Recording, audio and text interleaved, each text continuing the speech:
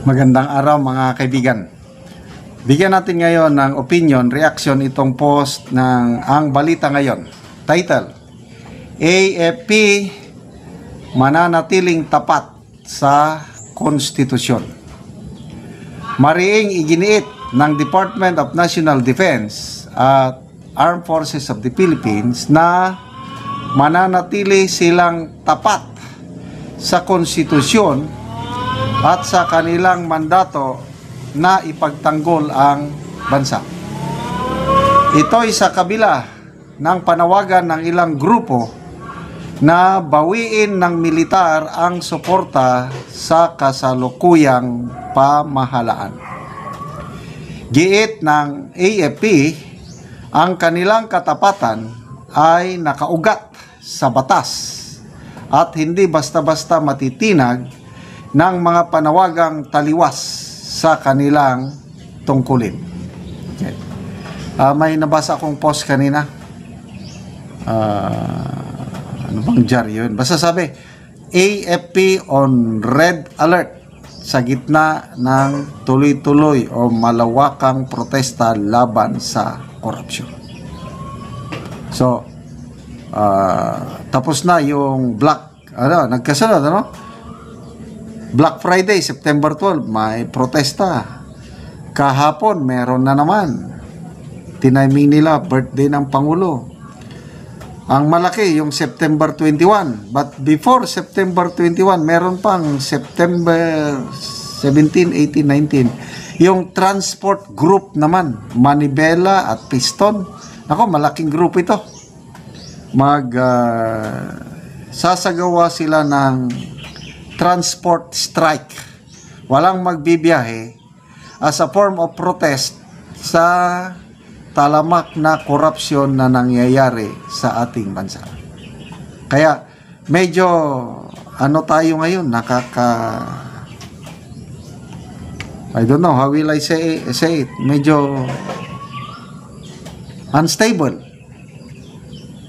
Kasi papaano kung hindi maiwasan itong taong bayan na galit. Example, September 21. Nagsusuot na yung mga atin, magsusuot na ng mask. Parang style Indonesia, Nepal, nakamas yung karamihan. So anong binabalak niyan? Manggugulo na, mangsusunog na. So paano kung dumating na yung punto ng ganun, magkasakitan na? Anong mangyayari? Anong gagawin ng ating pulisya at AFP? Nako, ako medyo nangangamba lang ako Kung ako ang iyong tatanungin, sana hindi mauwi sa kaguluhan ito. Sana hindi magkasakitan. Kasi nakaranas na ako niyan yung panahon ng Cory administration, nung sunod-sunod ang mga kudita sinagawa ng mga grupo ng kasundaluhan. Nasama ako niyan. The bloodiest kudita nung panahon ng Cory administration, December of 1989, mahabang kudita yan. Daming namatay. So kami, yung unit namin, batalyon namin, galing Mindanao, sumakay ng barko, kinumander ang barko from Nasipit to Cebu, siyang batalyon. So Cebu, yung unit namin. Tapos habang nagkakagera sila sa Manila, mga batalyon namin nasa Cebu naman. Kasi sabay-sabay na uprising. Kapag hindi nakialam ang US during that time, kasi nasa upper hand na yung mga rebel soldiers o yung mga nagkudita. Alanganin na ang Cory administration by that time. Ang ginawa ni Cory, tumawag sa US. So ang US nagpalipad ng kanilang mga jet fighters, persuasion flights. Yun na. Na-tilt na ang balance of power. Kaya natalo yung kudita noong 1989. Nakasama ko dyan. Ang daming na perhisyo sa sundalo. Ang daming na discharge, ang daming nakulong. Kaya kung ako yung tatanungin, wag na, ang hirap. So paano kung mangyari sa Gupana may mamamatay ng sibilyan dahil hindi nakapagpigil ang pulis ba o sundalo, may namatay na sibilyan, yun ang delikado. Yung spark o ignite. Kagaya sa Indonesia, nung namatay yung isang delivery rider na nasagasaan ng police armored car, doon na lalong nagalit ang mga Indonesians. Paano kung magkaganon?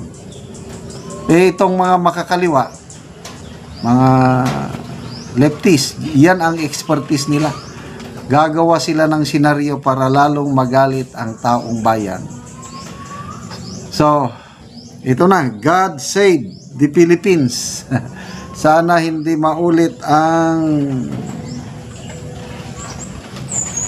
Nepal and Indonesian experience sa atin. Rally lang. Wala nang sakitan, wala na no. Okay, magbasa lang ako sa mga comments ha. Nads Alarba, tapat kay Romualdez, hindi sa konstitusyon. Noong December ba yun? Tawag. Anong pakialam ng Romualdez? Speaker na tatawagan niya ang Chief of Staff. Member ba siya? Kasama ba siya sa chain of command? Hindi naman So, kaya yun ang perception na parang siya ang commander-in-chief. Kaya ito, Nads Alarba, tapat kay Romualdez, hindi sa konstitusyon. Ronel Padayaw, 300 pesos lang ang halaga ng integrity at dignity ng mga opisyal. Pero sa grounds, galit. Noong election, May 12 election, anong nangyari? Mga men and women in uniform, sinong binutuhan nila? Karamihan, mga PDP. Ang kandidato ng alyansa, basura o ano to, na iniduro. Ang nasa top 12. Galing kay PDP, tapos nakasingit, mga independent candidates, nakasingit si Kiko Enbam.